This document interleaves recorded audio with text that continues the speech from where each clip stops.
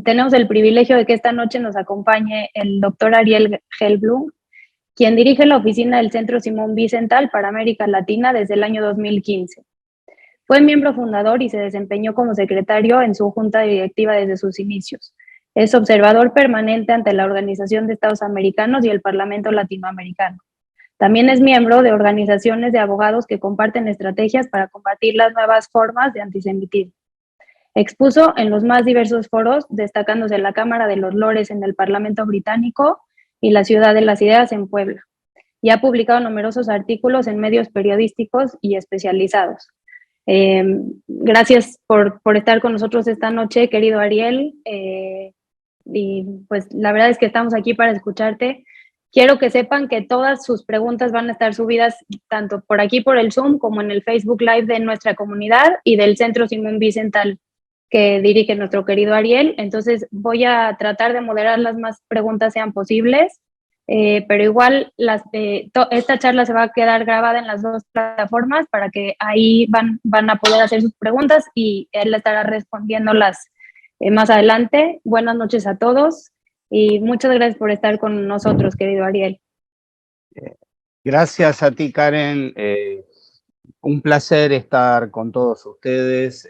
Para mí es importante esta charla, como pusimos en la publicación. Lo más importante en estos momentos tan complicados y difíciles es encontrarnos, poder vernos, saber que estamos en las dos puntas de América Latina, estamos hablando, como tenemos nuestros...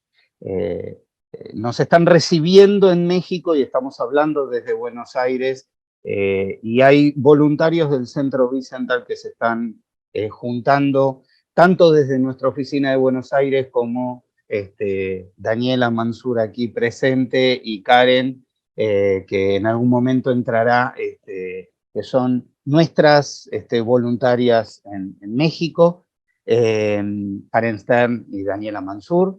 Y a quienes realmente les agradezco porque nos mantienen al tanto de todo lo que está pasando, así como hay gente que nos va contando lo que va pasando en otros lugares del continente. Entrando directamente en el tema, creo que estamos en un momento único en que nos ha tocado vivir a la gran mayoría de todos nosotros. Yo tengo, así como muchos de ustedes tendrán menos, otros tendrán más, pero yo tengo 58 años. Cuando fue la guerra de Yom Kippur yo tenía 8 años y tengo muy pocos recuerdos de esa situación. Para aquellos que son de esta generación o menores, nunca hemos visto un real peligro dentro del territorio de Israel, como el que vimos a partir del día 7 de octubre. En ningún momento hemos tenido la posibilidad de ver que puede existir un peligro cierto de que ese milagro cotidiano que nosotros damos por sentado, llamado Eretz Israel, pueda estar en peligro. Y creo que nos hizo sentir de una forma muy dolida y muy particular. Y todo lo que vino después y cómo esto repercutió en la región, es algo de lo que yo quiero que hablemos esta noche. Cuando digo que hablemos yo me voy a guardar para tratar de contar una serie de cosas que para mí son importantes, pero yo quiero escuchar preguntas de ustedes, quiero responder, sobre todo inquietudes. Lo primero que nosotros encontramos es que estamos ante una situación absolutamente diferente a cualquiera de las que vimos últimamente, en el sentido donde los medios de comunicación por lo general nos hacían ver a nosotros donde siempre éramos los agresores. Hoy hemos tenido la posibilidad de que el mundo vea verdaderamente qué es Hamás y qué es lo que está sucediendo. Tenemos al alcance horrorosas imágenes que nos sirven como un escudo frente a la fake news, a que cuando dicen que nosotros mentimos tenemos las imágenes delante. Hay periodistas que han tenido que soportar 43 minutos de una película cruda de imágenes tomadas en primera instancia para que se vea las barbaridades que han sucedido a partir de ese día. Y el primer escollo que nosotros vimos en la región es el que proviene desde la ideología. Cuando lo ideológico se sobrepone al sentido común. Cuando una persona que se autodenomina de izquierda y dice, ve las barbaridades que sucedieron e inmediatamente le echa la culpa a la víctima, ya se ha perdido el sentido común. Ver cómo un día más tarde Evo Morales empieza a sostener de que la culpa la tiene Israel porque en realidad es quien generó con la ocupación todo lo que está sucediendo. Y nosotros empezamos a ver, y elijo a Evo Morales porque, digamos, hemos recibido mensajes porque desde la mínima persona que en una red social escribe algo, hasta jefes de Estado o gente que ha tenido o tiene responsabilidades, altas responsabilidades del Estado, entendimos que nosotros, esta es una batalla muy grande y tenemos que elegir las batallas, no podemos darlas todas. Una cosa es contestar uno por uno a gente que puede poner imbecilidades y otra cosa es cuando un jefe de Estado con altas responsabilidades pone en peligro a su propia comunidad judía local sosteniendo estas cosas. Y el ejemplo más claro lo hemos tenido con el presidente de Colombia. La primera situación en la que nos encontramos es personas que hoy gobiernan por Twitter, es decir, que manifiestan sin ningún tipo de filtro ideas que no tienen que ver con medidas de gobierno. Entonces, cuando el embajador de Israel, teniendo el mismo nivel de discusión, le contesta, es tomado como una ofensa e inmediatamente el canciller de Colombia le dice, usted se tiene que ir porque al presidente se lo respeta. Entonces, estuvimos a milímetros de un conflicto diplomático muy grave y fue ahí donde, invito a aquellos que no lo hicieron, tomamos la decisión de escribir esa carta abierta al presidente de Colombia, que ahí fue cuando Karen me contactó porque empezamos a ver la necesidad de esta charla, donde lo primero que estábamos pidiendo era razonabilidad y bajar el nivel de discusión. Con altura y con mucho respeto, indicar cuáles son las equivocaciones y sobre todo cómo estaba poniendo en peligro a la propia comunidad judía de Colombia, es decir, colombianos judíos, ciudadanos igual que otros, a quienes estas barbaridades estaban poniendo en peligro. No sucedió de la misma forma en esa semana en Chile porque Boric estaba en China en un viaje y la Cancillería fue bastante moderada dentro de lo que solemos conocer en las situaciones de Chile. Por lo general las imágenes fueron muy fuertes y quienes inmediatamente siempre han salido a condenar a Israel, como el caso de México, de Argentina, de Brasil, han sido muy moderados en la primera etapa. Y en este sentido, creo que a diferencia de opiniones oficiales en muchos aspectos en la cual no tenemos que hablar, que tenemos que mantenernos en un bajo perfil, creo que este es el momento claro y concreto para exigir de cada uno de los gobernantes en nuestra región una mejor legislación que ataque y que nos proteja del antisemitismo como delito. Cada vez que nosotros vamos a proponer este tipo de cosas, la primera respuesta por parte de los gobernantes es, bueno, pero si nosotros esos temas aquí no tenemos temas de antisemitismo. Si nosotros Y nuestra respuesta siempre fue, bueno, justamente porque en estos momentos no lo tenemos, es el momento para que no suceda. Porque el día que lo haya, ustedes no van a poder darnos esas normas. De antisemitismo de la Alianza Internacional del Recuerdo del Holocausto, IRA. Solo 5 países de la región adoptaron esta definición. Por suerte, uno de ellos fue Colombia y nos permitió, entre otras cosas, bajar el nivel de la discusión. Fíjense cuán útil fue que Colombia haya adoptado esta definición para poner en claro que lo que el presidente estaba haciendo era un acto antisemita sin ser manifiestamente antisemita. Los otros países que lo han adoptado son Argentina, Uruguay, Guatemala y Panamá. Todo el resto de los países, de 30 y tantos países que tenemos en la región, no podemos aceptar que no lo hayan hecho. Tenemos que, como comunidades, pedirles a nuestros dirigentes que hagan todo lo posible por llegar hasta los gobiernos para que esta norma sea adoptada. ¿Por qué? Porque es el único estándar internacional que hoy nos permite poner en claro cuándo estamos frente a un acto antisemita y cuándo no.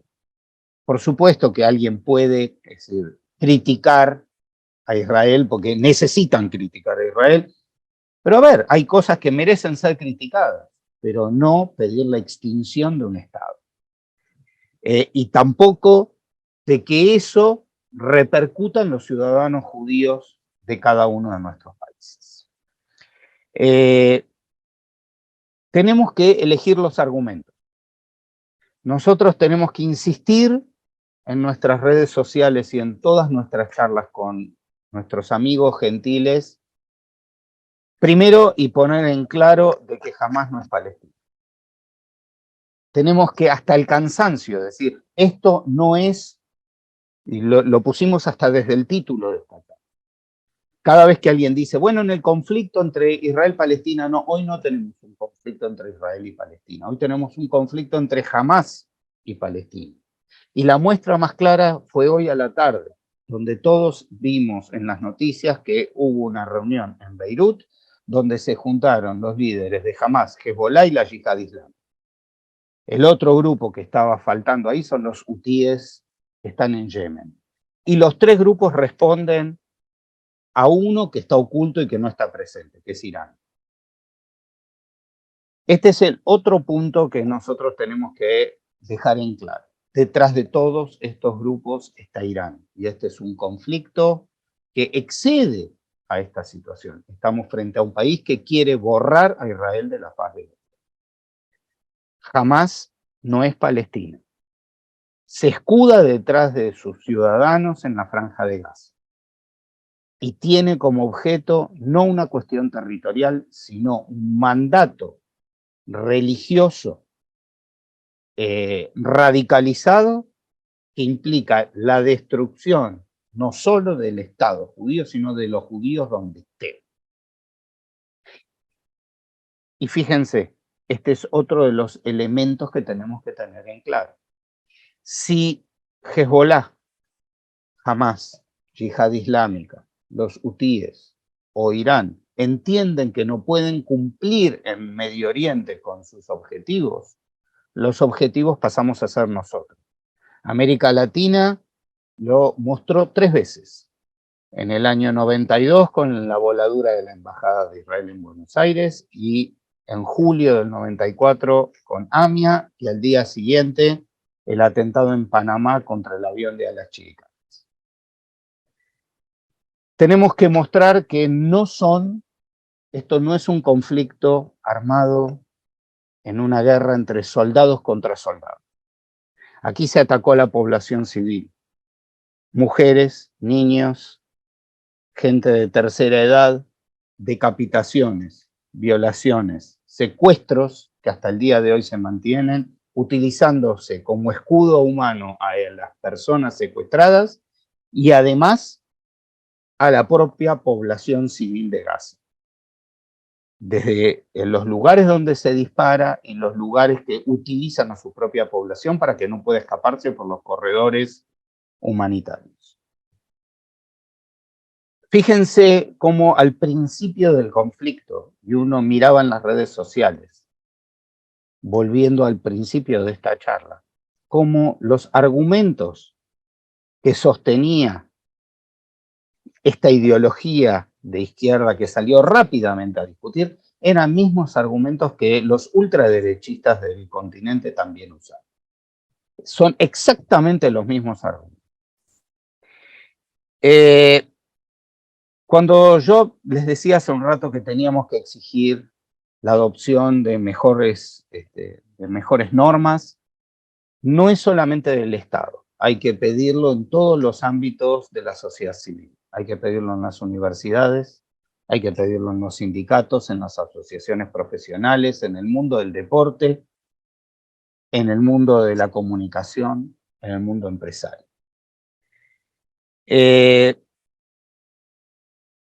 Otro tema, insistir y aclarar que desde 2005 no hay ocupación israelí en Gaza. Israel se retira unilateralmente de Gaza en el año 2005 y en 2007 jamás se hace el gobierno y ahí está.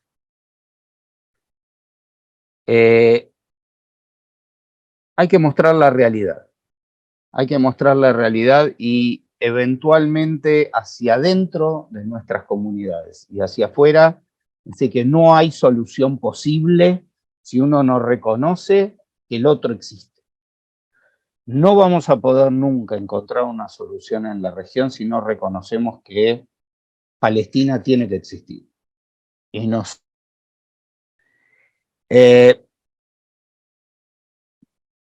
¿cómo luchar contra la fake news? O cuando eventualmente se nos aparecen sosteniendo graves mentiras. Bien, hoy tenemos a disposición la más dura de las realidades. Tenemos videos donde mostramos y donde se ve por primera vez, Israel tenía esta política de no mostrar lo que se les había hecho. Hoy lo tenemos a la vista. La gente que toma como base lo que venga desde el Ministerio de Salud de Gaza o desde el Ministerio del Interior de Gaza, bueno, es la información que da Hamás. Y salir embajadores palestinos en la región diciendo de que es mentira, de que había muerte de niños. Bueno, están las fotos, están las filmaciones. Hay que mostrarlas. Por más duro que sea, a la persona que dice esto no existe, hay que confrontarlo con la realidad. Y por supuesto, insistir con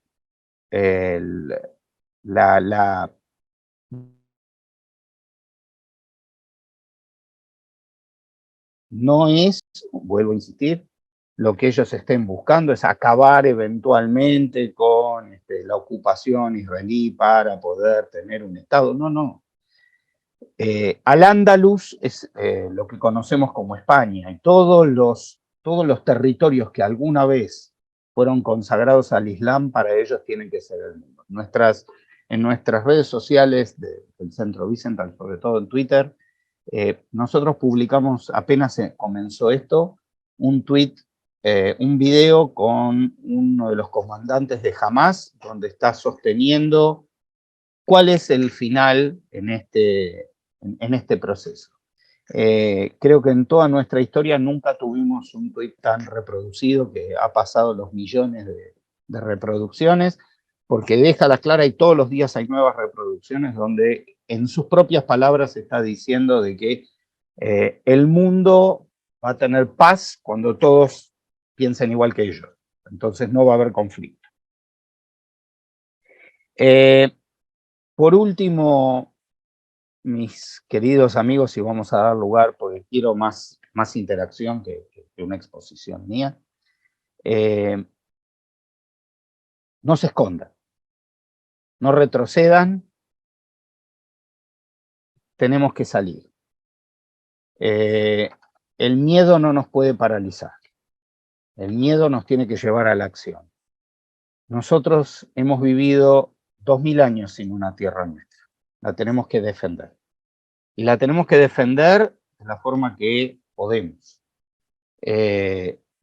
primero defendiendo el derecho de Israel a existir y defendiendo nuestro derecho a ser judíos en nuestras naciones, creyendo y digamos, acompañando este milagro de esta época que es Eretz Israel. Y cuando las comunidades locales no quieren exponerse, para eso estamos organismos internacionales, supranacionales.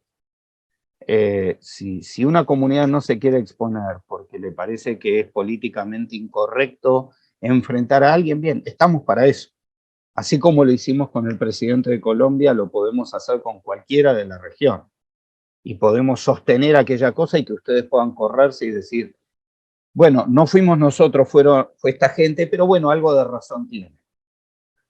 Yo siempre sostengo que el ejemplo claro y del que nosotros tenemos que aprender, y esto lo hemos hablado más de una vez, es algunos países de la región, y siempre vuelvo al caso de Chile porque sabemos lo que hoy significa el relato pro-palestino en un país que tiene la comunidad palestina más grande del mundo fuera del mundo árabe y una pequeña comunidad judía.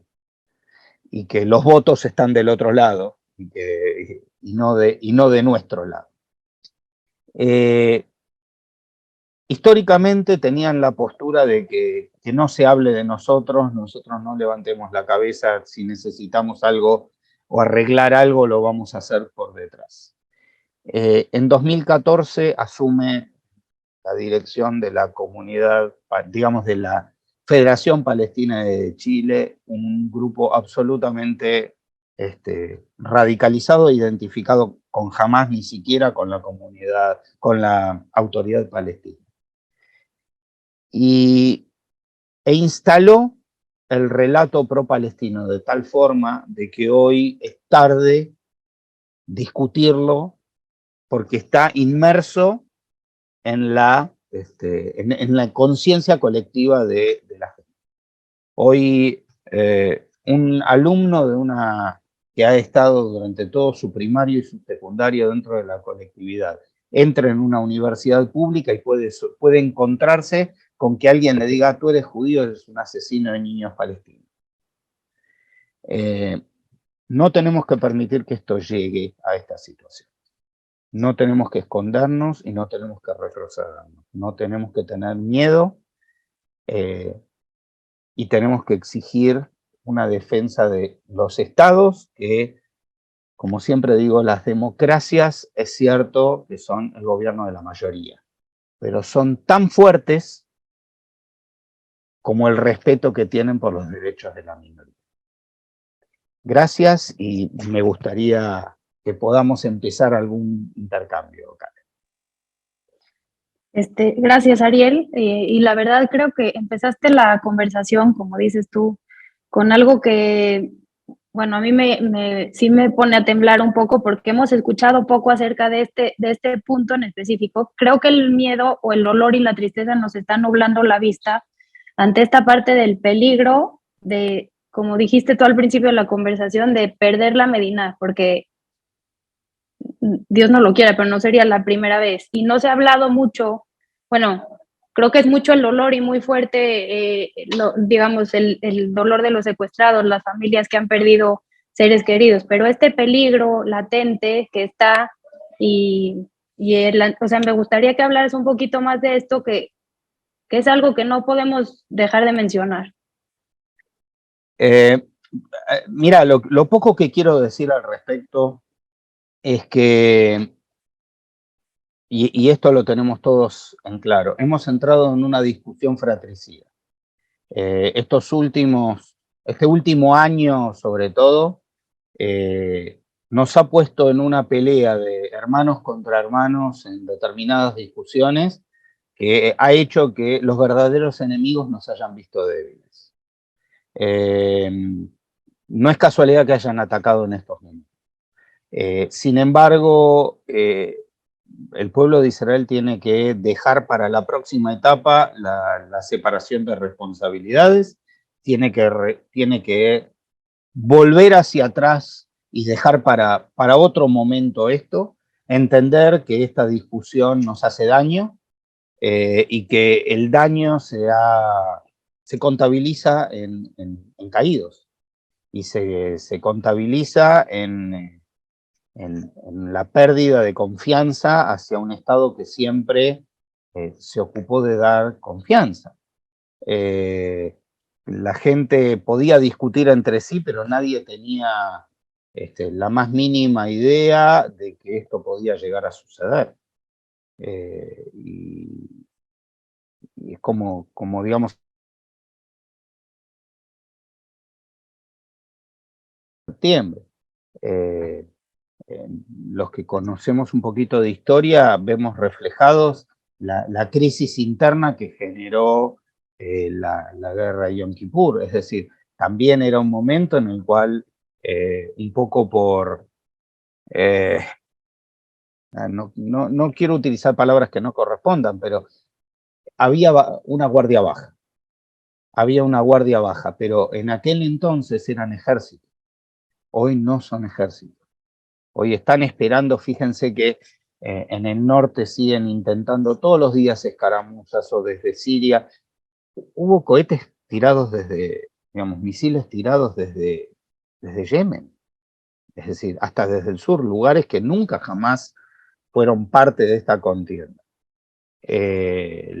Si nosotros se permite una nueva apertura de frentes, hay una de dos, esto o internacionalizaría el conflicto, fíjense que es la primera vez en mucho tiempo que hay una muestra de fuerza de otras potencias en sostener de que están dispuestas a entrar en el conflicto. El misil que tiraron desde Yemen fue interceptado por los propios norteamericanos, pero inclusive con ayuda saudí. Con lo cual hay una cuestión de saber que hay un conflicto detrás del conflicto. Sí, pues es un tema muy, muy delicado y yo quería preguntarte en específico hablaste de la moderación de algunos gobiernos que se han manifestado como antisemitas en algunas ocasiones y su moderación, pero hay veces también, bueno, no sé, me parece más peligroso, hay veces el silencio de los inocentes o digamos, Sí. de repente gobiernos que simplemente deciden no manifestarse de ninguna manera, no decir que son actos terroristas lo que hicieron, o sea, entiendo que hay diferentes posturas de las diferentes comunidades fuera de Eretz Israel, pero quiero que nos hables más de no mantenernos en silencio, o sea, además de hablar, sí, con nuestros amigos gentiles cercanos que tengamos, pero ¿qué tenemos que hacer como comunidad? Yo vuelvo a lo mismo, las comunidades tienen que reclamar de los gobiernos mejor definición en este aspecto, que nos cuiden a nosotros porque somos ciudadanos de nuestros propios países, y que la vida judía tiene tanto valor como aquellas que se perdieron en Bataclan o que se perdieron y que toda la gente inmediatamente decía, no sé, yo soy París o cuando fue lo de Charlie Hebdo, pero bueno, una semana antes tuvimos un ataque en el Hiper Cacher y no fue mostrar esta situación en la cual mostrar la verdadera cara de Hamas y que no se puede poner en la misma vara, no pueden empezar a hablar los países de proporcionalidad, por ejemplo, porque aquí no es que se trata de proporcionalidad, aquí se trata de descabezar una organización terrorista que lo único que quiere es aniquilarnos en cualquier lugar donde esté, y hay que hacerles entender, como bien les decía, en su propia voz, porque ellos, digamos, cuando hablan hacia afuera y lo hablan en inglés, moderan su discurso, pero lo que ellos, los reportajes publicados en árabe, y hay un montón de traducciones al respecto, vuelvo a decirles, en nuestra cuenta de Twitter lo hay, en Memri los publica habitualmente, que es lo que es la misma prensa en árabe traducida, en la cual realmente cuentan cuáles son sus ideas, ver lo que sucede en las escuelas de la UNRWA, es decir, las escuelas sostenidas con dineros de las Naciones Unidas a chicos que ya de aquí a 3 generaciones van a seguir queriendo la destrucción de los judíos. Fíjense esta grabación, y hay que mostrarla hasta el cansancio, de este terrorista que tomó el teléfono de una de las víctimas judías para llamar a su casa, a hablar con sus padres en casa y decirles, papá, mamá, asesiné 10 judíos con mis propias manos. Es decir, y los interrogatorios, donde cada uno dice, bueno, sí, las órdenes eran esta y esta, y tomar bebés y buscar hacer el mayor daño. Y esto hay que mostrarlo, hasta el cansancio.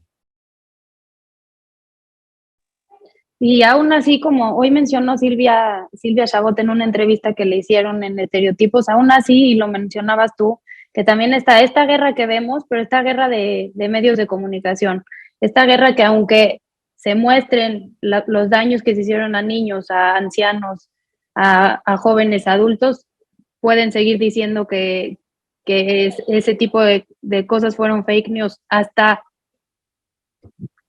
qué manera tenemos nosotros de alzar nuestra voz Karen, a como ver, individuos? llegado a determinado momento, yo siempre suelo repetir, la gente que me escucha habitualmente se aburre que yo repita determinadas frases. Yo digo, con la pared no se puede discutir, la pared lo único que hace es devolver. Entonces, uno tiene que tratar de hablar con gente razonable, y cuando alguien le cuentes lo que cuentes, va a decir otra cosa, no pierdas el tiempo. Sí hay que ponerlos en evidencia. Es decir, voy a dar un ejemplo claro, siempre soy reiterativo, digamos, de que este es el mensaje que hay que utilizar. Hoy, la izquierda en Argentina llamó a una manifestación para protestar, y para ir desde el Congreso hasta la Embajada de Israel, que son 3 cuadras, 4 cuadras de caminata. No juntaron ni 50 personas, en las elecciones no sacaron ni el 3% de los votos, pero decían por una Palestina única, laica, y democrática. Bueno, entonces, ¿sabes qué? Terminó esa manifestación y acabo de compartir en las redes sociales diciendo, bueno, que viven en una realidad paralela y que cómo uno puede creerles ese discurso cuando de democrática no tiene nada, porque ni Hamas ni la Autoridad Palestina lo son, laica, es más, los asesinarían a ellos por laica dentro de Hamas. Digamos, la incoherencia de ponerse de un lado en el cual ni siquiera comparte la otra parte. Están muy felices de que ellos los apoyen, pero realmente están en otro mundo. Están en otro mundo. Y esas cosas hay que exponerlas. Hay que exponerlas clara y concretamente. Es decir, a todos los amigos, a todos los amigos que son de otros lugares. Argentina acaba de pasar este fin de semana por elecciones presidenciales y tuvimos los debates hace 15 días. La candidata de la izquierda que se negó a condenar, a ver, quedó sola, y el repudio de la sociedad general, ya no hablo desde los judíos, la sociedad general la repudió por la barbaridad que dijo. Sí, eso era mi siguiente pregunta. Se les vinieron elecciones ahora a ustedes y también muchos países que tienen cerca vienen con elecciones. ¿Cómo ves a los siguientes candidatos, a los posibles candidatos para con ustedes, para con Argentina, que como mencionaste también al principio de la charla, han sufrido de repente de diferentes ataques la población de allá? Mira, ¿Cómo ves nuestra protección en Argentina? mira, yo en este hecho yo entiendo de que hoy Argentina tiene una muy buena legislación, y no creo que ninguno de los dos candidatos que quedan nos tengan a nosotros como objetivo. Creo que en este sentido no me parece que esto sea un problema. Inclusive la Cancillería, que siempre fue muy parcial, el primero de sus comunicados fue muy acorde, después empezó a bajar el nivel, pero hoy se los mostraba a nuestras amigas en México. Las estaciones de subterráneo publican, devuelvan a los secuestrados. Los aeropuertos tienen carteles donde dicen liberen a los secuestrados. Con lo cual hay una situación, inclusive, como decía, con el resto de la comunidad entiendo de que hay una visión distinta. Muchos de los medios de comunicación han tomado una postura bastante razonable en esta situación. Lo que por supuesto no se ve en todos los líderes del continente, ¿no? Pero bueno, tenemos que intentar ir a ese camino. Por aquí, te hacen una pregunta, dice, Ariel, personalmente publico en todas las redes todo el tiempo, con imágenes, con textos, sin pausa, pero siento que individualmente es poco lo que puedo hacer, que Melanie me escuchan siempre los mismos. ¿Cómo salir de este grito que temo deje de oírse por repetida? Es una charla que con Silvia la hemos tenido. Gracias, Silvia, por tu pregunta más de una vez. No tenés que dejar de publicar lo que publicás. Por supuesto, hay gente que ya no lee lo que vos publicás porque ya sabe qué es lo que vas a decir. Sin embargo, seguí haciéndolo. Seguí haciéndolo, pero creo que aquí, como decía antes, hay que exigir de nuestros dirigentes en el resto de los países mejores, que realmente vayan y pidan mejores protecciones, que tiene que haber leyes antidiscriminatorias mejores, que el criterio para entender cuándo estamos frente a un hecho antisemita o no es la definición. Así lo propone la OEA, así lo ha propuesto, hay 5 de los países que lo han hecho, y me parece que es un camino que está sirviendo. Creo que hay que empezar por legisladores, hay que empezar por profesores universitarios, por donde se pueda para empezar. Si no podemos empezar desde el Estado hacia abajo, empecemos desde abajo hacia arriba con organismos de la sociedad civil, con intendencias, con alcaldías, con todo lo que se pueda hacer. Aquí preguntan por Facebook, Ari Casado, ¿qué riesgos enfrenta Israel hoy en día? ¿Cuál es su mayor riesgo? Y los riesgos son los que tenemos a la vista. Por lo pronto van a seguir tratando de mantener, la reunión de hoy a la tarde en Líbano fue una muestra clara de que los otros organismos terroristas van a tratar de abrir algún otro frente para que se debilite el frente en Gaza. Y el peor de los escenarios es que realmente esto se abra y que Irán decida actuar. Lo cual yo creo que, como dije al principio, esto se internacionalizaría. Porque si Irán decide mostrarse actuar... Perdón, te perdimos ahí un poquitito. Ahí ya estás. Ok. Lo que digo es, declaraciones, como Susana estaba hablando de las declaraciones del presidente de Brasil.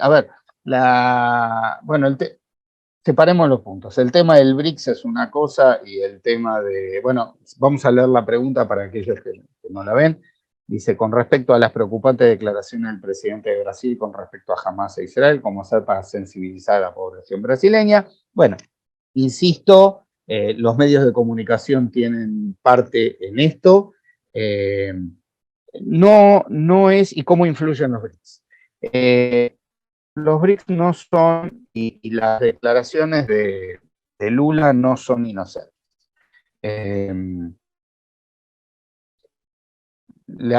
Con Lula y los BRICS, Irán entran más aún en América.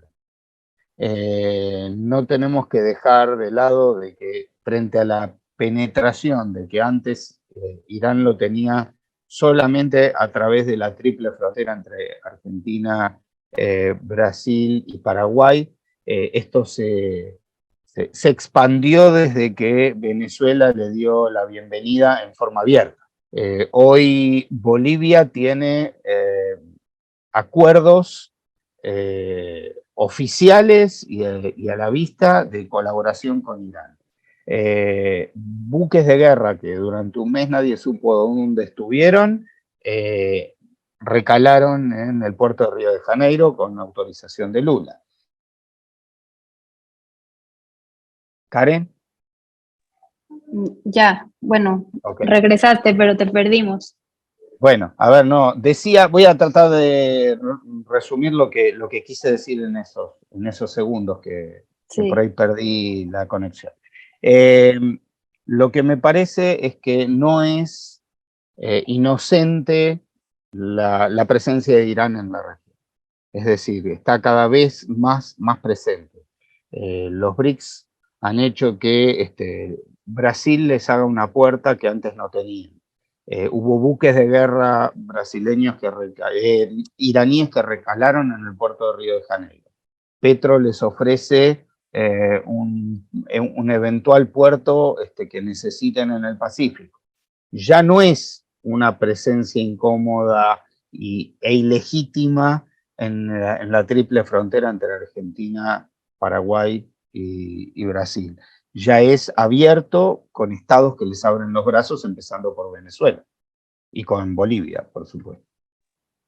Yo tenía otra pregunta por acá, Ariel, porque nos estás hablando de los Yehudim dentro y fuera de Israel. Y hubo muchas familias que recién habían hecho aliyá y ahorita con la guerra salieron, o familias que a lo mejor tenían posibilidad de que tenían familia fuera de Israel y están saliendo, o muchos de los niños que se habían ido, digamos, a estudiar o a seminar o a la Marva, que les tocaba estar este año en Israel y bueno, pues el terror es latente, entonces pues muchas de esas personas salieron y también afuera de repente escuchamos que tenemos... Me tocó estar en Estados Unidos, hay patrullas por todos lados, las sinagogas no son lo mismo, o sea, también hay un peligro fuera. Yo quiero saber qué repercusiones tiene que todas estas familias de Israel estén saliendo o si el peligro es el mismo adentro que afuera de Israel. No, a ver, son dos cosas distintas, pero de lo que estamos hablando nosotros en la charla de hoy es cómo repercute en el exterior, digamos, fuera de Israel lo que estamos viendo. El aumento, el inmediato aumento de antisemitismo es la excusa perfecta de lo que está sucediendo allí para poder sacar las caretas y saber quién está del otro lado. Es lo que venía diciendo, es decir, poner en contra del sentido común inmediatamente la parte ideológica o el odio que sostienen para darles rienda suelta en estos momentos. Es decir, vas a encontrar desde aquellos que este es el momento para poder sacar lo peor de sí y echarle la culpa a Israel, porque este es el único Estado judío y este es el momento donde tienen la excusa como para poder sostenerlo. Pero sigo sosteniendo de que hay que utilizar estos argumentos de que, primero, Hamas no es Palestina, que es Hamas, es correcto lo que se está haciendo en estos momentos de equiparar Hamas con ISIS, de que ISIS no era una cuestión territorial, sino que quería generar un califato en todos los lugares donde eventualmente pudiese, y esto es lo que hay que mostrarlo. Hay otros que, bueno, desde su lugar ideológico no hay con quien hablar y van a seguir sosteniéndolo. Pero fíjense que, por ejemplo, países como España, desde el gobierno, han tratado o Bélgica, han tratado de ser más benevolentes hacia Hamas, pero en la comunidad europea en sí, 500 votos han dicho de condenar a Hamas porque lo tienen cerca y porque saben lo que esto significa. Y se dieron cuenta de que esto no es la pelea habitual con eventualmente lo que pueda suceder con un campamento de refugiados en Jenin. Estamos hablando de otra cosa. Ok, gracias, Ariel. No, yo les agradezco a ustedes. Me parece que hemos hecho un recorrido más que global. grande. Yo quiero aprovechar para aquellos que por ahí es el primer encuentro que tienen con nosotros. El Centro Simón Wiesenthal es un organismo judío internacional de derechos humanos. Nuestra oficina latinoamericana está en Buenos Aires, pero que hacemos todos los días este recorrido para ver dónde podemos nosotros ayudar a las comunidades judías locales, sin representarlas, porque nosotros no representamos a la comunidad judía, sino que somos un organismo judío que tenemos una visión internacional. Entonces, no tenemos el compromiso que eventualmente puede tener una comunidad judía con su gobierno local. Por supuesto, si vamos a trabajar en conjunto con las comunidades es lo mejor. Pero hay veces que si la comunidad no quiere hacerlo, nosotros lo vamos a hacer igual. Tenemos nuestras redes para que estén en contacto con nosotros y reiterar que, por supuesto, como organismo no gubernamental vivimos solamente, nos sostenemos solamente con el apoyo de la gente que nos sigue. Y que siempre necesitamos apoyo y será bienvenido, y a través de nuestra página centrovicentalplatam.com tranquilamente podrán estar en contacto, suscribirse al newsletter y seguir todas las novedades de lo que hacen. Pues, muchas gracias, Ariel, por tu tiempo, gracias por tu cuidado hacia todos nosotros en todas partes del mundo, por lo que hace el Centro Simón Wiesenthal, y vamos a dejar aquí en los comentarios de Facebook la entrada a la página de ustedes. También ahí pueden encontrar toda la información, mucha de la información de la que nos habló Ariel, de esta carta abierta al presidente de Colombia, de las repercusiones que tienen este tipo de situaciones para la población.